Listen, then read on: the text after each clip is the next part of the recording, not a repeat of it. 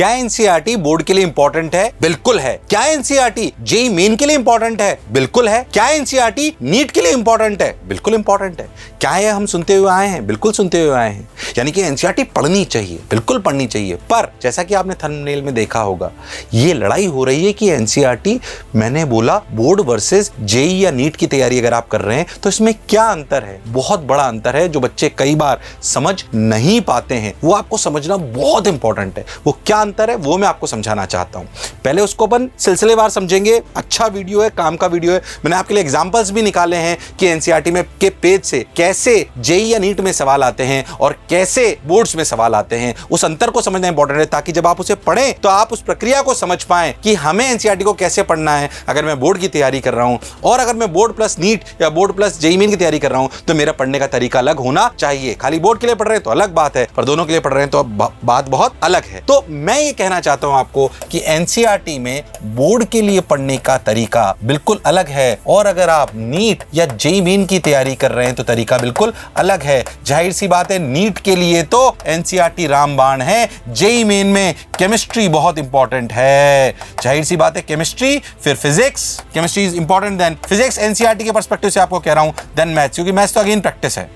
तो वो तो चाहे आप आरडी शर्मा से करें या बेसिक किसी से भी करें, कर सकते हो और वो बात बनेगी। पर नीट में अगर अपन बात करें तो बायोलॉजी बहुत इंपॉर्टेंट है, केमिस्ट्री बहुत इंपॉर्टेंट है, फिर फिजिक्स बहुत इंपॉर्टेंट है, ये पूरा ही बहुत इंपॉर्टेंट है। पर इस तरीके से सीक्वेंस चलती है तो दोनों एग्जामिनेशन के लिए बहुत इंपॉर्टेंट है और जाहिर सी बात है कि बोर्ड के लिए तो स्टार मार्क है ही। तो फिर अंतर क्या है वो मैं आपको समझाना चाहता हूं। असलियत में किसी भी बुक को पढ़कर आपको 4-5 चीजें उससे निकालनी आनी चाहिए। क्या मैं आपको समझाऊं? ध्यान से देखो आप कि अगर मैं आपको बोलूं तो वो 4 चीजें क्या है। चलो वो 4 चीजें करने से पहले मैं आपको एक चीज दिखाता हूं ताकि आपको मेरी बात समझ में आए। क्या कि कैसे एक पेज है, मान लीजिए बायोट सावर्ट लॉ फिजिक्स का एक पेज है। इस पेज को अगर अपन देखें तो एनसीईआरटी का पेज है। बिल्कुल इस एनसीईआरटी के पेज से आए हुए सवाल मैं आपको बताता हूं। इस एनसीईआरटी से आए पेज वाले सवाल को देखो। इसमें जो सीबीएसई बोर्ड में सवाल आए हुए वो क्या है? State Biot Savart law for the magnetic field due to a current carrying element, use this law to obtain expression for the magnetic field at the centre of a circular loop of radius a and carrying a current I. Pure theoretical सवाल है कि इस formula जो Biot Savart law आपने पढ़ा था उसे mention करें, उससे आप निकालें centre of a circular loop of radius a and carrying current I. Draw the magnetic field lines, यानी कि प्रॉपर इस पेज से और इसके अगले पेज से बनाया गया नॉर्मल एक बोर्ड का सवाल है जो आपकी मेमोरी स्किल्स को टेस्ट करेगा। पर इसी से बनाया गया सवाल ये किस में आएगा? PYQ JEE main. ये आपकी किस स्किल्स को चेक करेगा? ये आपकी एनालिटिकल स्किल्स को चेक करेगा, ये आपकी कैलकुलेशन को चेक करेगा। अगर आप बहुत ध्यान से देखो तो इसमें ज्यादा ये क्या चेक हो रहा है? अगर बोर्ड में देखो तो मेमोरी ज्यादा चेक हो रही है। इसमें भी मेमोरी जरूरी है, बिना मेमोरी के तो कुछ भी नहीं हो सकता। पर क्या एनालिटिकल और कैलकुलेशन वाले सवाल भी इसमें जुड़ गए हैं? यानी कि इस तरीके से पढ़ने का तरीका बिल्कुल अलग है। यानी कि इसके साथ आपकी न्यूमेरिकल प्रैक्टिस भी होनी चाहिए। यानी कि आपको जब एनसीईआरटी पढ़ो तो इस पेज को पूरा याद करने के साथ साथ आपको इस तरीके के सवालों की प्रैक्टिस भी करनी चाहिए। यानी कि एनसीईआरटी के पेज को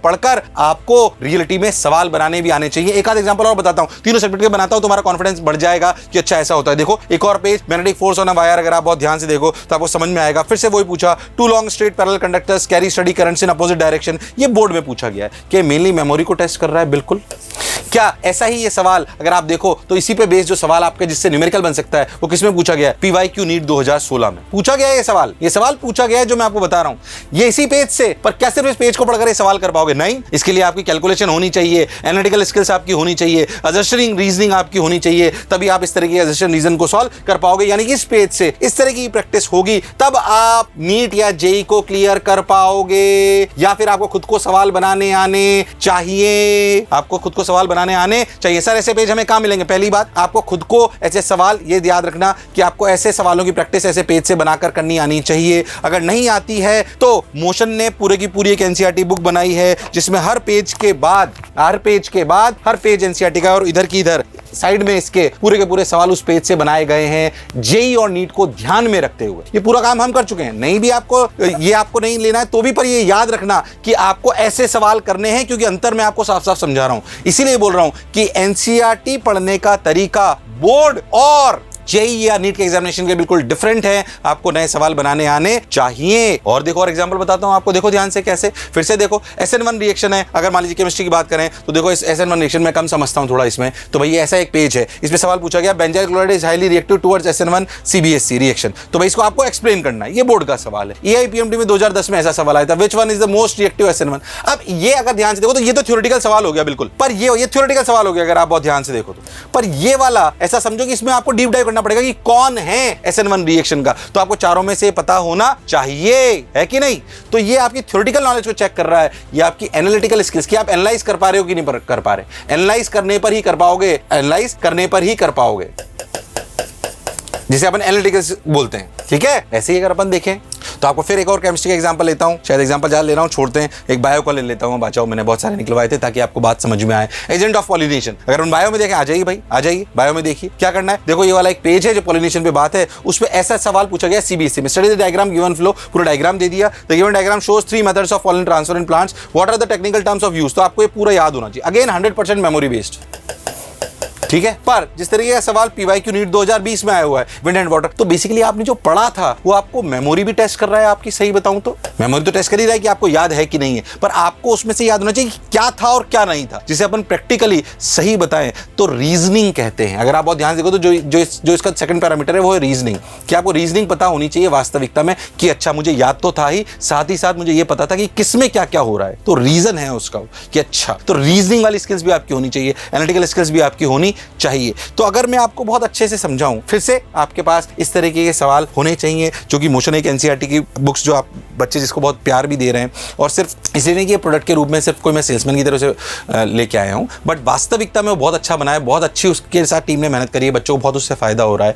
अगर आपके पास नहीं है तो आप उसे ले सकते हो, नीचे लिंक दिया गया है, इसमें कोई शक और संशय वाली बात नहीं है। और नहीं भी ले रहे हो कोई दिक्कत नहीं है एकदम, तब भी ये याद रखना कि पढ़ना ऐसे है ना। याद रखना कि अगर अपन JEE नीट की तैयारी कर रहे हैं तो अपने को ध्यान में रखना है। मैं आपको छोटी सी बातें और बताऊं तो मैं वापस अपनी फर्स्ट वाली स्लाइड पे जाता हूं और मैं आपको कंक्लूड करना चाहता हूं कि अगर मैं फर्स्ट वाली स्लाइड पे जो मैंने आपको बताया था कि JEE और नीट बिल्कुल अलग अलग है, उसको अगर अपन बहुत ध्यान से देखें तो अपने को समझना पड़ेगा कि बोर्ड में मेमोरी, अगर मैं ऐसे बोलूं आपको, memory, analytical skills, reasoning skills और कैलकुलेशन, अगर इसमें अगर अपन बात करें 4 चीजों का समावेश होता है पढ़ाई में। अगर अपन ध्यान से देखें तो अगर मैं तुम्हें बोलूं ऐसा, थोड़ा सा मैं चार्ट बना के बताता हूं आपको, तो आप ऐसा समझो कि बोर्ड में, ये बोर्ड मान लो, ये वाला कॉलम, और ये वाला आप कॉम्पिटिटिव एग्जामिनेशन JEE या नीट मान लो, ठीक है। इसमें अगर अपन बात करें तो मेमोरी तो इसमें चाहिए, मेमोरी सबसे ज्यादा इंपॉर्टेंट है इसमें, ये ठीक ठाक है एक इसमें, ये तो इंपॉर्टेंट है ही, ये भी बहुत इंपॉर्टेंट है, ये भी बहुत इंपॉर्टेंट है, और ये भी बहुत इंपॉर्टेंट है। ये तीनों चीजें बहुत इंपॉर्टेंट है, इसमें भी ये चाहिए पर उतनी नहीं चाहिए बोर्ड में, इसमें सबसे ज्यादा ये चाहिए, तो इसकी प्रैक्टिस होना बहुत जरूरी है, वरना आप JEE और नीट को क्लियर नहीं कर पाओगे जिस पे NCERT बेस्ड सवाल आते हैं।